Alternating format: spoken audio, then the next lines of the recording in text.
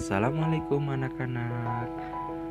Masih ingat kan tentang penjajahan ke Indonesia pada abad ke-16 yang berakhir karena VOC mengalami kebangkrutan. Nah, setelah itu terjadi kembali penjajahan pada abad ke-19 yang dipimpin langsung oleh Napoleon Bonaparte, kaisar dari Perancis, yang menugaskan Herman William Daendels untuk menjadi gubernur jenderal yang ada di Indonesia. Nah, si Daendels ini dia memiliki tujuan membangun sebuah jalan raya untuk mempercepat pergerakan pasukan Belanda jika terjadi perang yang ada di Pulau Jawa. Nah, terbentang jalan raya tersebut dari Anyar sampai Panarukan di Jawa Timur. Pada saat pembangunan jalan tersebut dikerjakan oleh masyarakat Indonesia dengan sistem kerja paksa yang mengakibatkan banyak rakyat yang mati kelaparan dan terserang malaria. Nah, akhirnya berita tersebut terdengar oleh Napoleon Bonaparte yang kemudian menggantikan Daendels oleh Jensen pada tahun 1811 karena telah melanggar. Nah, tapi tidak selang begitu lama, pada 1830 Jensen digantikan oleh Johannes van den Bosch sebagai gubernur. Nah, Belanda memiliki tujuan untuk melengkapi kas negara.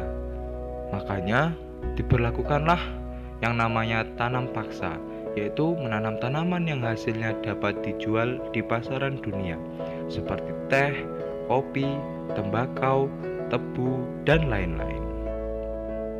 Nah, pada tanam paksa ini ada beberapa aturan, yaitu yang disebut kultur stelsel, yaitu masyarakat wajib menyediakan 1/5 tanah untuk tanaman wajib. Dan yang kedua, tanah untuk tanaman wajib itu dibebaskan dari pajak. Nah, hasil tanaman wajib diserahkan kepada Belanda. Kerusakan yang tidak dapat dicegah ditanggung oleh pemerintah. Jadinya masyarakat dimudahkan.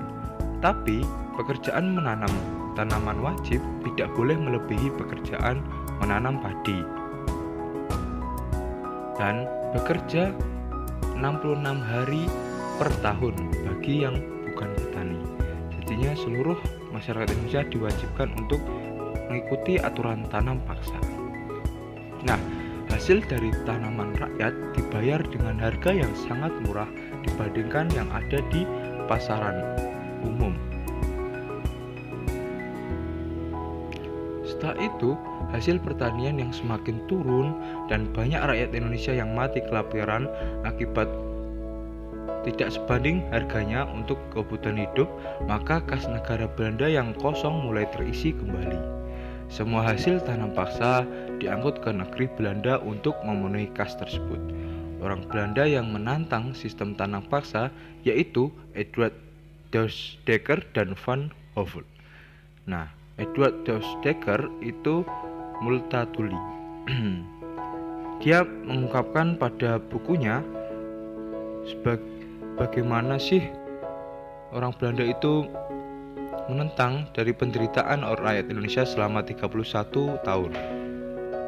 Nah, makanya dia menuntut ke pengadilan untuk mengakhiri tanam paksa yang ada di Indonesia.